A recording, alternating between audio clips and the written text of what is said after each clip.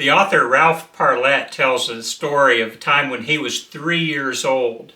According to his recollection, he was the joy and sunshine of his household, and he sat at the highest chair at the dinner table. And one evening when he was sitting in his high chair, he spotted a coffee pot. It was shiny, it was beautiful, and he had to have it.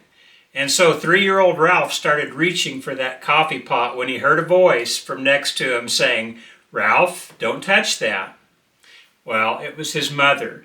And Ralph's recollection is there had not been a single thing in his 3 years of life that his mother had not meddled in some way.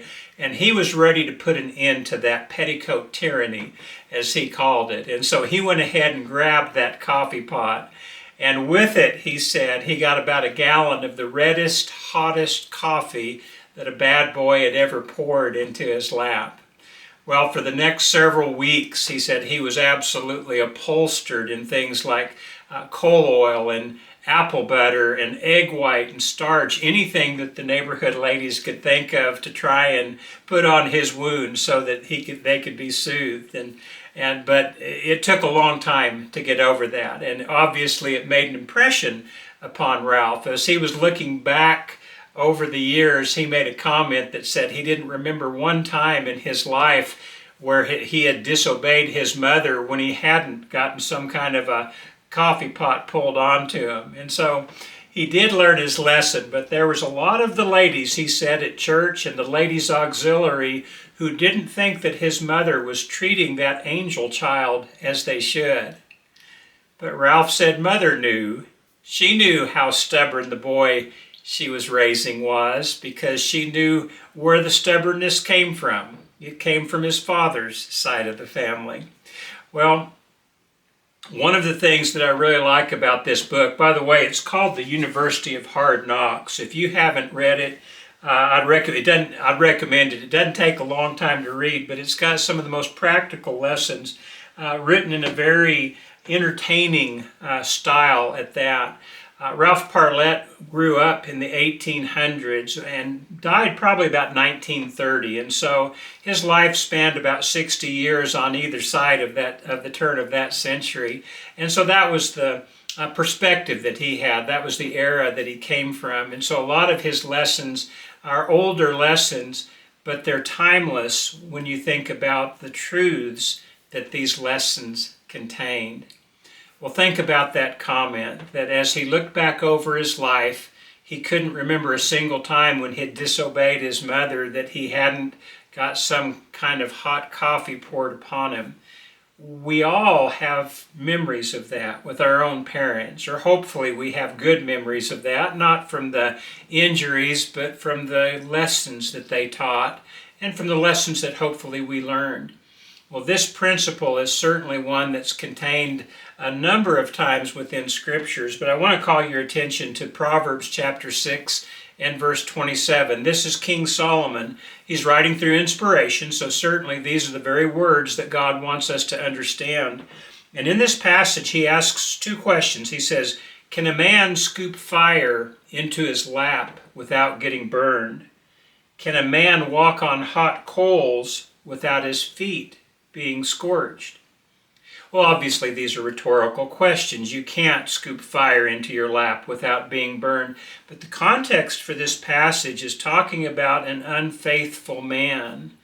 And it's talking about the fact that you cannot have such a serious sin in your life without having serious repercussions. And it's something that we should be thinking about before we even dream of entering into sin. Sin has consequences, and those consequences, like scooping coals into your lap or grabbing a coffee pot when you're 3 years old and dumping it into your lap, they have consequences that will sear themselves into your memory. Once they've done that, once you've made the mistake, the question then is going to be, what will you do about it? Well, the reason that Ralph Parlette chose the title University of Hard Knocks for his book was because he noticed that a lot of the best lessons that you learn in life are from the difficult times. They're from the bumps, so to speak, that we get in life. And he said there are two different types of bumps in life. There are the needful bumps, and there are the needless bumps. The needful ones are the ones that happen to you, but they just happen to you one time. And they typically are from the outside bumping you. But if you don't learn your lesson with the needful knocks, then you're going to take a lot more bumps in life that you really didn't need to take because you should have learned your lesson the first time. Well, the idea of the University of Hard Knocks is such an attractive lesson for us all, not because we like hard knocks, but because we realize a lot of times the best training that we receive in life are the practical lessons we learn from trial and error.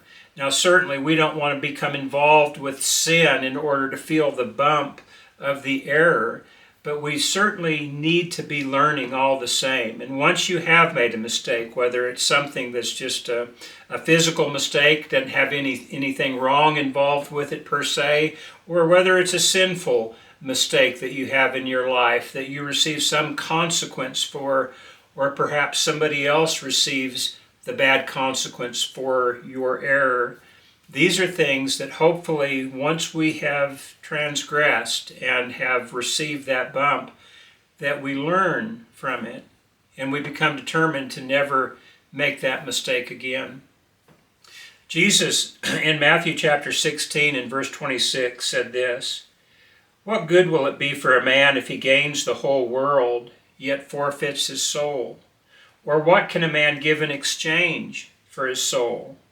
The Son of Man is going to come in his Father's glory with his angels, and then he'll reward each person according to what he's done." Well, think about this passage. It starts off by asking the question, what can a man give in exchange for his soul? Isn't it surprising that sometimes we are willing to make that trade eagerly, but we don't think about it being in exchange for our soul? Maybe we will get so caught up in the pursuit of wealth that it becomes our God, our idol, and we put money before God. And so some people will exchange money for their soul. Other people will exchange their jobs for their soul. Sometimes they enjoy the work, sometimes they don't enjoy the work, but it always gets first consideration.